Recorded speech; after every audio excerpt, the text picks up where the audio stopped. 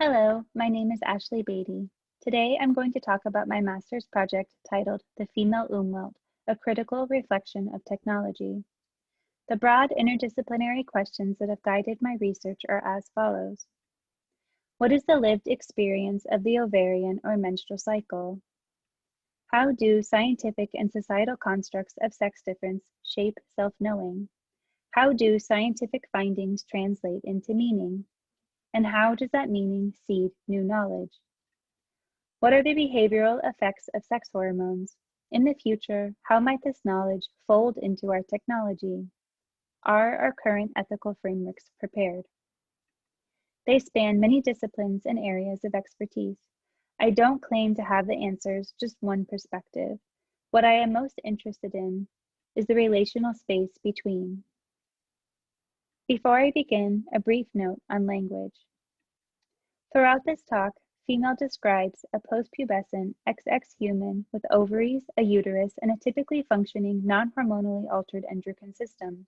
This reflects standard practice in scientific literature and is not intended to code, propagate, or enforce norms. Because in this instance, female can include transgender men, I am avoiding cisgender terminology. I welcome any alternate language suggestions to improve inclusivity. Sex difference is a polarizing issue. The menstrual cycle is unmentionable, and behavioral forecasting based on sex hormones is unnerving. Still, studies show estrogen and progesterone are potent neuromodulators with opposing perceptual and behavioral influence. These effects shift predictably across the menstrual cycle. How this information is incorporated into our social constructs of female and the functional constraints of its application depend on which disciplinary perspective we turn towards for interpretation. This project is a thought experiment. It imagines a product situated in our impending technological reality, one in which everything we do is tracked and quantified. The menstrual cycle repeats, and because it repeats, it is predictable. Once the pattern logic arises from data, it becomes valuable to advertisers.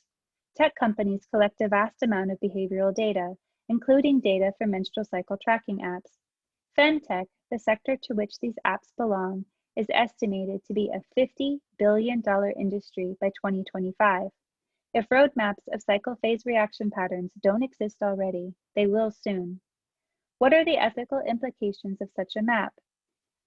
What could become an opportunity for new negotiations in health equity can, in the hands of technology, easily transform into commodified categories and stereotypes. Females could quickly find themselves squished into new boxes. If we think back just 10 years ago, few of us would have imagined inputting the private details of our lives into our phones. Now it's commonplace. Technology continues to intrude and mediate our most intimate spheres. It is not slowing down. How far will the line of privacy erode before we become uncomfortable? What might a cycle tracking app look like or do in the future? What if we could peer into the design process of an interdisciplinary team developing a new technology? Persona development is a common design process technique. Through empathy, the designer characterizes fictional users in order to better understand the problem at hand. Here, the technique is turned back onto itself. I created 3 fictional participants in a satirical, near-future femtech design team. Instead of developing personas for potential users, I developed personas for the design team members. Using Byung-Chul Han's psychopolitics as a framework, I broke down their individual values, focus, goals, relevant technology, and the general effect of their outlook. The primary intention in this breakdown was nuanced ethical understanding of data technology design. No one character was to become the hero or the villain. Madeline is a modern yogini and self-help book author. Sam is a user experience designer, and Leah is a behavioral economist. Once I established a structure for the individual perspectives of each character, it became easier to see how constructs are folded into our technology and how technology could then influence female perception. It also became easier to see the practical intersections of different disciplinary perspectives. Human interaction is necessarily multidisciplinary, and daily conversation is the relational glue.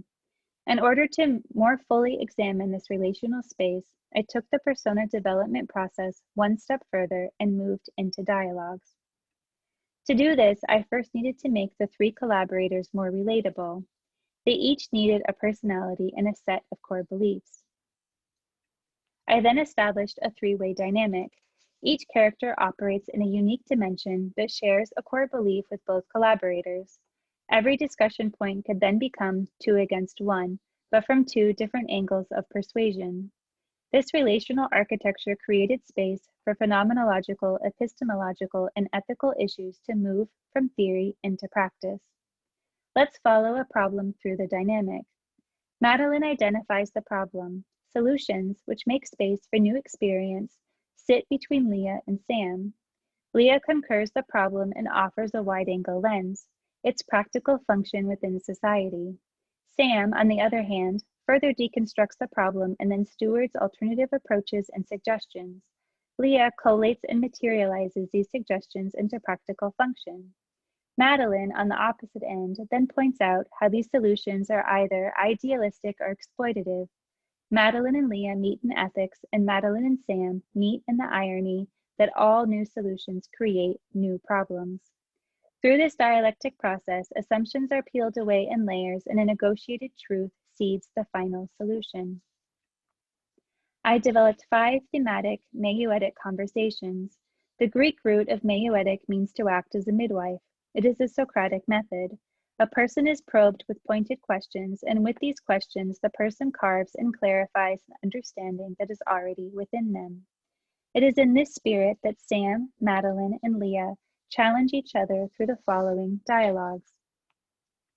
The visible, data, public versus private, the animal, relations and expectations, and concealed, fertility and power.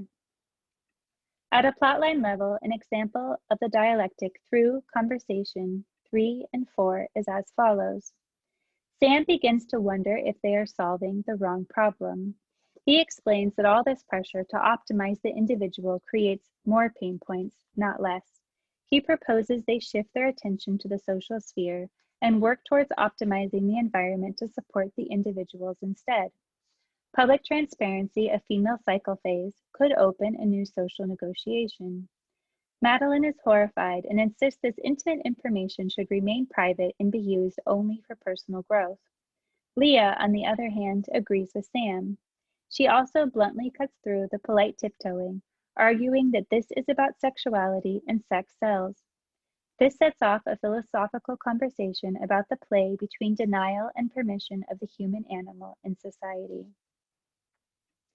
Through their collaborative reasoning, they arrive at the absurd.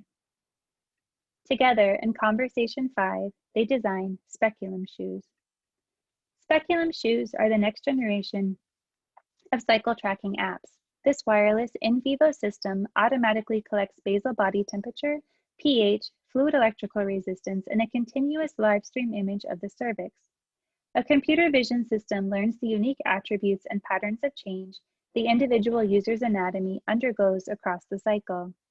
These data points are then analyzed, and the cycle phase of the user is identified in real time.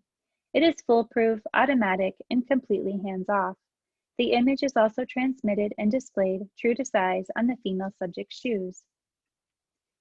The in vivo system transmits the data to the cloud for processing and to the shoe for visual display. The processed data is available in an interactive format on an external device. The user receives a visual aid for mindfulness. Oh, that's why I feel that way today.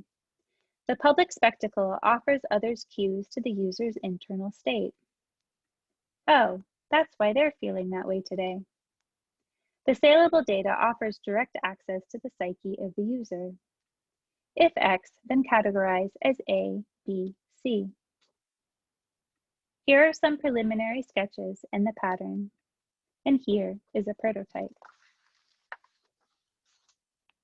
The purpose of this project is to promote reflection. It asks the following questions. As our technology becomes more invasive and inescapable, how transparent will we become? Fertility in human females is concealed. How might society change if it were revealed?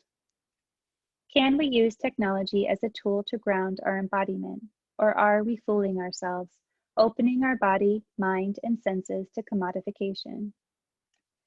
Statistician E.P. Box once said, "All models are wrong, and some are useful."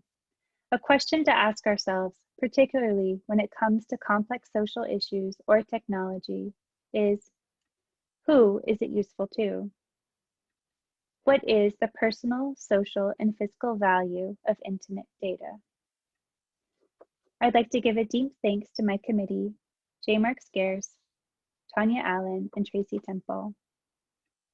An additional thanks to Vanessa Doriad Anderson, Cecilia Muat Craxado, Tracy Ryder, and my MAG cohort.